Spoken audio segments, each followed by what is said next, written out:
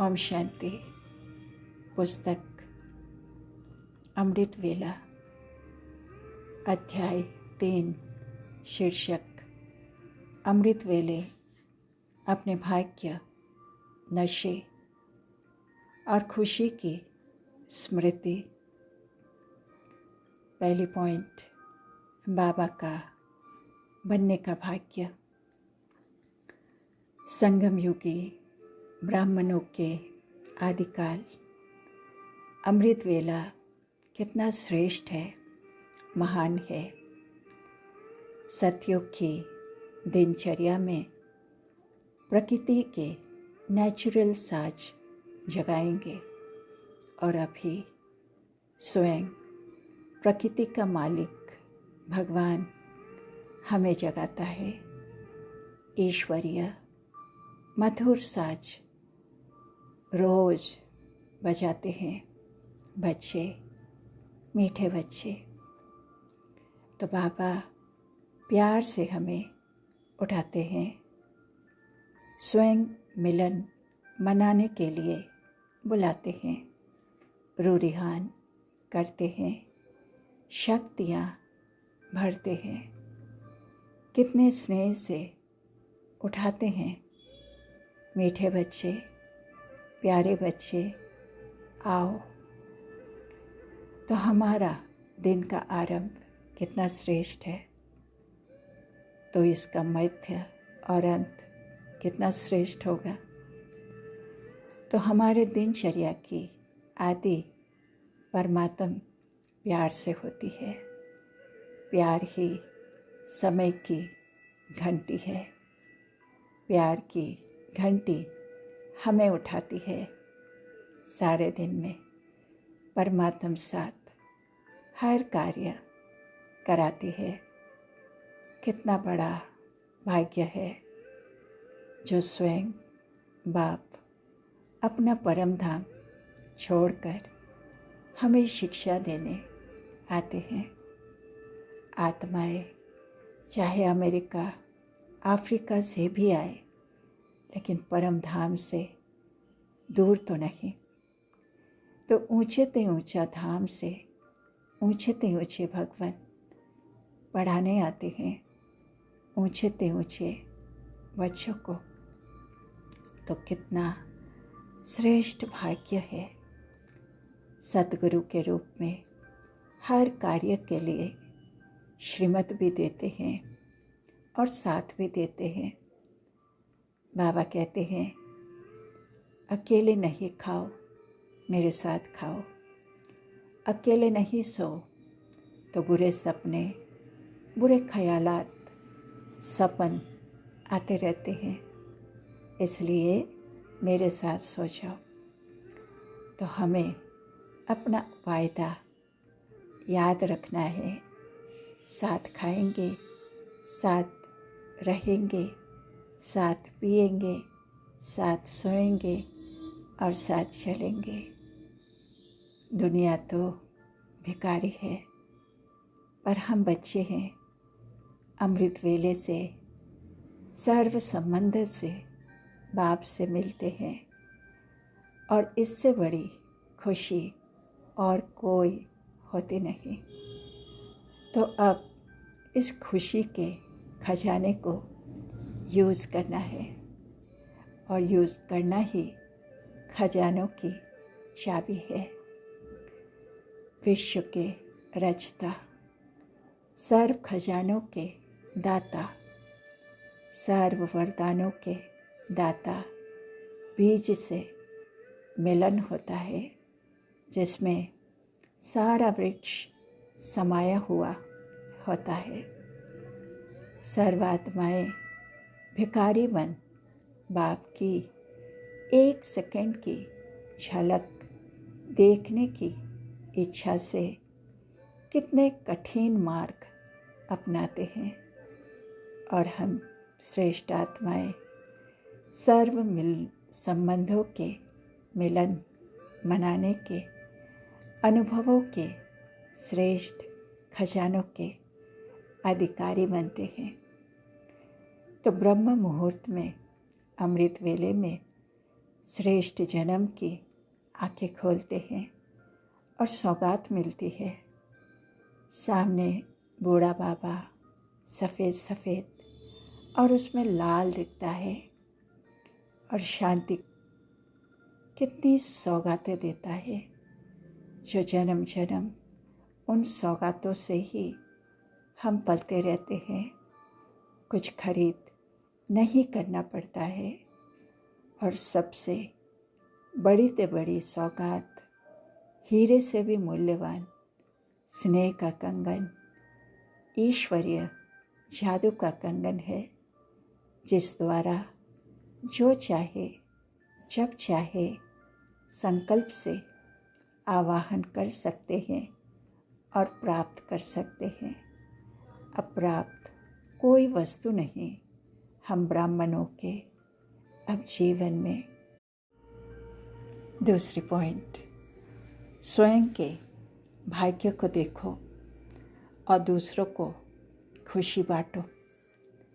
अभी जबकि सारी दुनिया कोई ना कोई फिक्र में है, सवेरे से उठते ही अपना परिवार का, कार्य व्यवहार का, मित्र संबंधियों का कोई ना कोई फिक्र होता है, लेकिन हम तो अमृत वेले से ही बेफिक्र बादशाह बन दिन आरंभ करते हैं और सारा दिन बेफिक्र बादशाह बनकर ही हर कार्य करते हैं। तो ये रूहानी मिलन का भाग्य अमृत वेला ही ले आता है। हर कर्म में हमारा भाग्य है। ये आंखें मिली है बाप को देखने के लिए, कान मिले हैं बाप को सुनने के लिए, पाँव मिले हैं हर कदम पर कदम रखने के लिए। तो ऐसे ही हर कर्मेंद्रियों का भाग्य अपना अपना है। तो बाबा को देखा, बाबा को सुना, बाबा के साथ सोए, बाबा के साथ खाया, सब कुछ बाप के साथ करते हैं। सेवा भी की तो बाप का परिचय दिया, बाप से मिलाया, तो कितना बड़ा भाग्य हो गया। अमृत वेले से बाबा हम बच्चों का भाग्य का गुणगान करते रहते हैं। तो हम सारी दुनिया के बीच चमकता हुआ विशेष लकी सितारा है, जिनका गायन स्वयं भगवान करते हैं। तो सदा ऐसी खुशी रहती है जो अपनी खुशी को देखते हुए देखने वालों के गम के बादल व दुख की घटाएं समाप्त हो जाती है। वो दुख को भूल सुख के झूले में झूलने लग जाते हैं। जैसे गायन है, पारस के संग में लोहा भी पारस बन जाता है, ऐसे ही हम पारस मनियों के संग से अन्य आयरन एजेड आत्माएं भी गोल्डन एज बन जाती है। तो कोई भी आत्मा भिखारी बनकर आए पर वो माला माल होकर जाती है।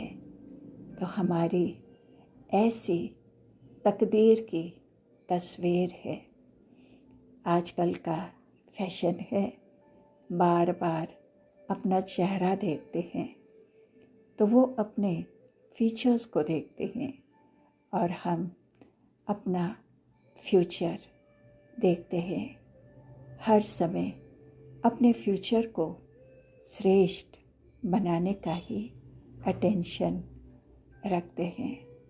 तो अमृत वेले से ही चेक करते रहना है कि हमारी तस्वीर में रूहानियत कहाँ तक बढ़ती जा रही है। अमृत वेले दिल खुश मिठाई खाना है और दूसरों को भी खिलाना है। इससे हमारे पास दिल शिकस्त की बातें नहीं आएगी, टाइम बच जाएगा। जैसे बाप जैसा कोई नहीं, वैसे हमारे भाग्य जैसा भी और कोई भाग्यशाली नहीं। बाप दादा का स्नेह हमें उनके समीप लाता है। हम उनसे जब रूरिहान करते हैं तो सब परिस्थितियों का हल स्पष्ट दिखाई देता है। कोई भी बात हो, उसका रिस्पॉन्स रूरिहान में मिल जाता है। जब बाप बैठा है बोझा उठाने के लिए, उठाए, जितना हल्का होंगे उतना ऊपर उड़ेंगे और अनुभव करेंगे कैसे हल्के बनने से ऊंची स्टेज हो जाती है। तो अमृत वेले से ही गीत गाना शुरू करना है।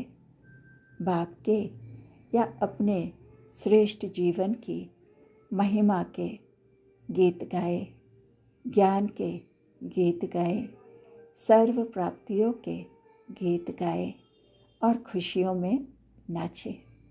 नाचते हुए हर कार्य करें। तो सारा दिन गीत गाना है, खुशियों में नाचना है।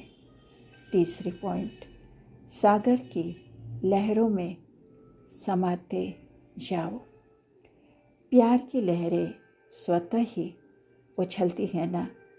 जितना जितना ज्ञान सूर्य की किरणें व प्रकाश बढ़ता है, उतना ही ज़्यादा प्यार की लहरें उछलती है। तो कैसे ये ज्ञान की लहरें, प्रेम की लहरें, सुख की लहरें, शांति और शक्ति की लहरें उछलती है और उन्हीं लहरों में हमें समाना है। यही अलौकिक वर्षा प्राप्त कर लेना है। लहरों में समाते समाते सागर समान बन जाएंगे। तो ये संगम युग है ही परमात्म स्नेह का युग। तो इस युग के महत्व को जान, स्नेह की अनुभूतियों को अनुभव करना है। स्नेह का सागर, स्नेह के हीरे मोतियों की थालियाँ भर कर दे रहे हैं। तो अपने को सदा भरपूर रखना है। भविष्य में तो स्थूल हीरे मोतियों से सजेंगे, लेकिन ये परमात्म प्यार के हीरे मोती अनमोल है। इनसे अभी सदा ही सजे सजाए रहना है। शुक्रिया बाबा, शुक्रिया। ओम शांति।